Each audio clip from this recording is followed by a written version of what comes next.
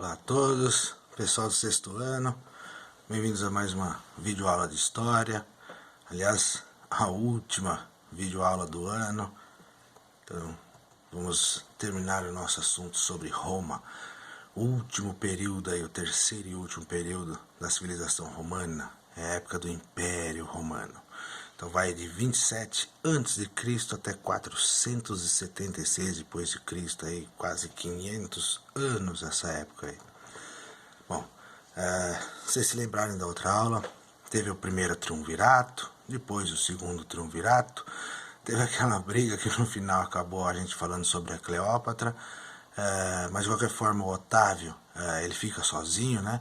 E ele resolve se tornar então imperador de Roma, imperador romano.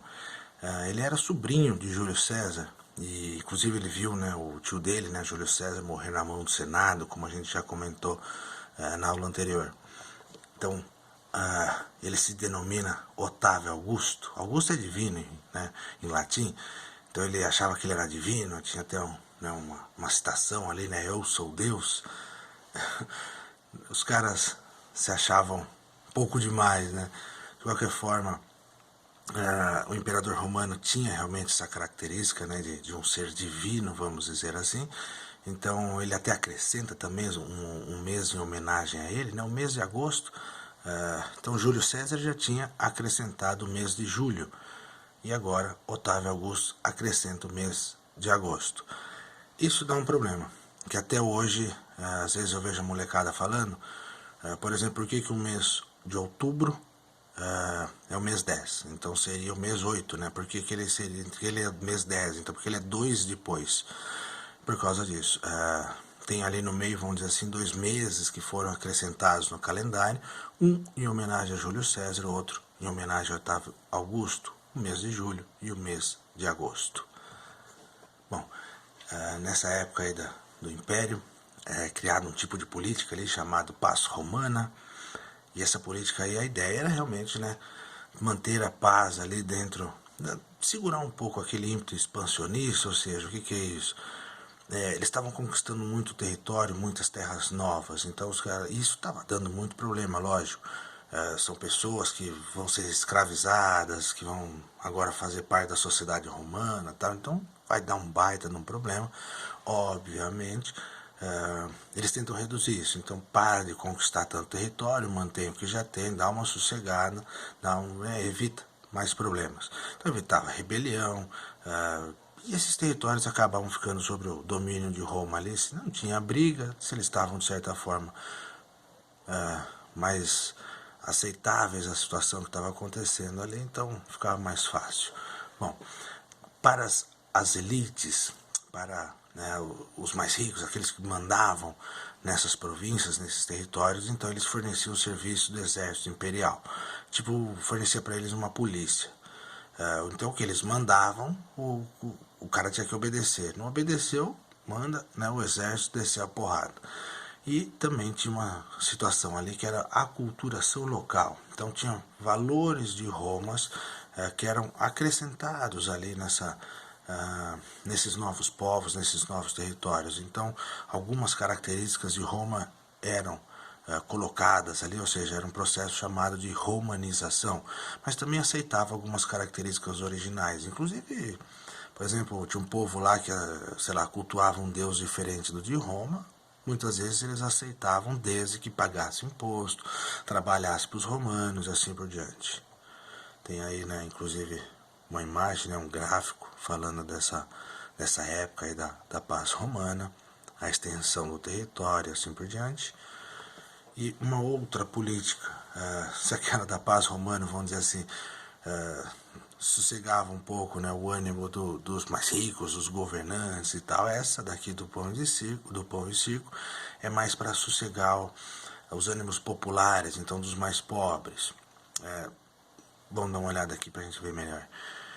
As pessoas estavam faltando emprego, era muita gente num lugar só, problema de moradia, ou seja, o que o governo fornecia? Grandes espetáculos. Era a ideia do circo, vamos dizer assim.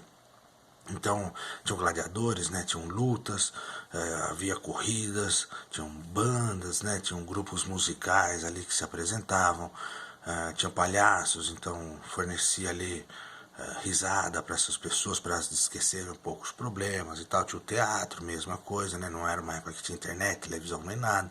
Trazendo o teatro, esquecia um pouco os problemas dela. E também tinha uma distribuição de alimento, ou seja, era a ideia do pão agora. Os cereais evitavam, né, que a pobreza e a fome matasse além do limite. Ou seja, era uma situação que morreram tanto de gente, de fome, de pobreza, infelizmente era até que aceitável para o padrão ali que eles diziam. Mas se começar a morrer muita gente, complica. Então, né, vamos distribuir pelo menos ali um pão. Muita gente compara, lógico, essa época com o que nós temos hoje em dia, com lutas, com corridas, com grupos musicais, com comédia, com internet, televisão, com distribuição de alimentos. Então muita gente acha que até hoje, quando o povo começa a reclamar demais, você fornece esse tipo de situação para eles que, entre aspas, eles tendem a parar de reclamar. Tem aí uma imagem, né, dessa época aí do Pão e Circo, dos grandes espetáculos e assim por diante. E também uma outra situação que acontece muito importante aí é a religião, né, o cristianismo. Então essa religião ela foi desenvolvida ali seguidores, né, de Jesus Cristo, né, que seria judeu. Então acho que a história de Jesus Cristo acho que todo mundo já ouviu falar, principalmente no Brasil, óbvio. E no começo o cristão era perseguido pelos romanos. Por quê? Porque era uma religião monoteísta, ou seja, para o cristão só havia um único Deus. Então eles não aceitavam que o imperador romano era uma divindade, como a gente falou lá, por exemplo, né, de Otávio Augusto, né, de Augusto Divino, tal. Eles não aceitavam isso. Então lógico que era um baita de um problema e os romanos acabavam perseguindo muito os cristãos. Mas o incêndio acontece ali em 64 depois de Cristo. Roma, uma grande parte de Roma acaba pegando fogo, né, incendiado.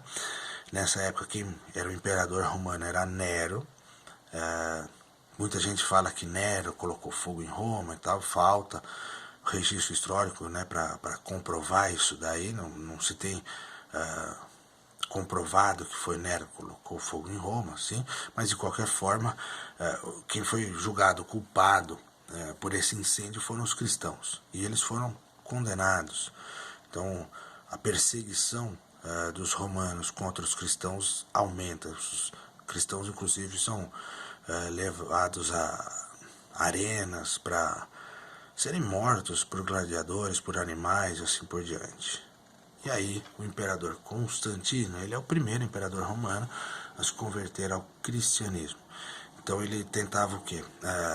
O cristianismo, apesar de muita gente combater o cristianismo e tal, dos romanos não quererem e tal, o cristianismo crescia demais em Roma. Então esse imperador romano queria esse pessoal do lado dele, apoiando ele politicamente como imperador. Então ele faz ali o Édito de Milão, então ele edita, né, ele assina esse documento ali em 313 depois de Cristo. E o que Constantino queria com isso? Ele queria uma liberdade de culto, ou seja, não tem mais perseguição ao cristianismo. O cristão pode ser cristão sem problema nenhum. Então isso já ia mudar e bastante. Mas aí Bizâncio, que é uma cidade da Grécia Antiga, inclusive esse nome Bizâncio porque homenageava, né, o rei Bizas, mas ela é transformada na capital do Império Romano do Oriente e ela é rebatizada como Constantinopla, obviamente, em homenagem a Constantino. Tem inclusive aí algumas imagens, algumas ligações, aí a igreja cristã aí cada vez mais crescente, cada vez mais com mais poder dentro de Roma. Acontece então uma crise do Império Romano. Essa queda do Império Romano vai decretar o fim da Idade Antiga, por isso que eu disse, lógico, a nossa última aula, nosso último tema, então já falo mais sobre isso, mas a crise do Império Romano, o que acontece nessa época? Os escravos, né, se eles tentavam conquistar novo território, ter novos escravos também não iam ter tantos escravos, vamos dizer assim. Isso, a economia de Roma era baseada no escravismo. Dessa falta, vamos dizer assim, de escravos, tem uma causa, né, uma falência econômica. Então, uma crise financeira, uma crise econômica em Roma. E ainda para, vamos dizer assim, ajudar aí nessa crise, tem uma desorganização do exército. Então, aqueles grandes militares que normalmente mandavam e tal, eles ficam sem verba, vai ter baita de um problema.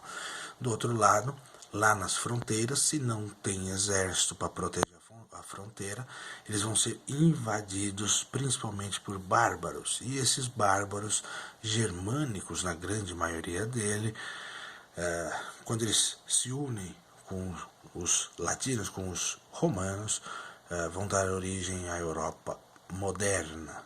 Então, ali 395 depois de Cristo, tem uma divisão definitiva ali do Império Romano.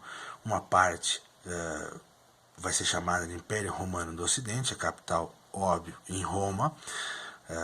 Vai ter um baita de um problema aí, a gente já vou chegar lá, mas essa situação que a gente está falando aí, né, que quando cai esse Império Romano do Ocidente, acaba a Idade Antiga, começa, né, a Idade Média e tal, mas lá em Constantinopla, lá numa antiga, né, cidade grega e tal, lá tem o Império Romano do Oriente. Nessa cidade, que hoje é a Turquia, né, inclusive é a capital, Istambul, a capital da Turquia, lá vai manter ali o Império Bizantino por toda a Idade Média. Depois vai ter uma reunificação da Igreja Católica em Roma. Aí a última imagem aí mostrando a Europa, o Império Romano do Ocidente, o Império Romano do Oriente, os povos germânicos, os bárbaros germânicos que invadem. Então tem os burgúndios, os anglo-saxões, os francos, vândalos, lombardos, visigodos e assim por diante. Tem ali embaixo Atenas, a antiga Grécia que a gente falou, tem a capital, tem ali Bizâncio, né, que é a Igreja Católica do Oriente, vai ter ali o seu grande centro, vai ser onde vai se concentrar a Igreja Católica por um bom tempo.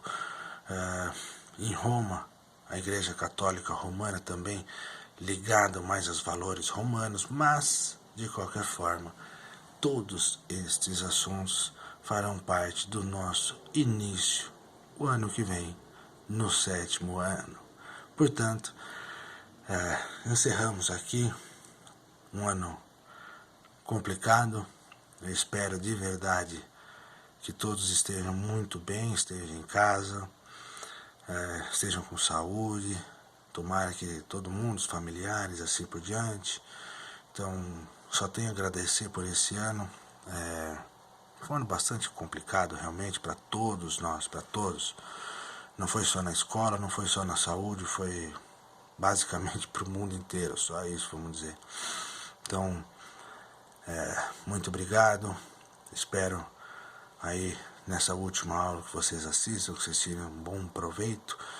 Aproveitem também as férias que logo vão chegar. Aí, sei lá, deve estar faltando menos de um mês aí. Então, a gente vai conversando, estou à disposição sempre pela internet. Então, é isso. De verdade, juízo a todos, muito obrigado. E a gente se fala com certeza logo mais. Tomara. Valeu, brigadão, juízo e até mais. Só tenho a agradecer. Valeu.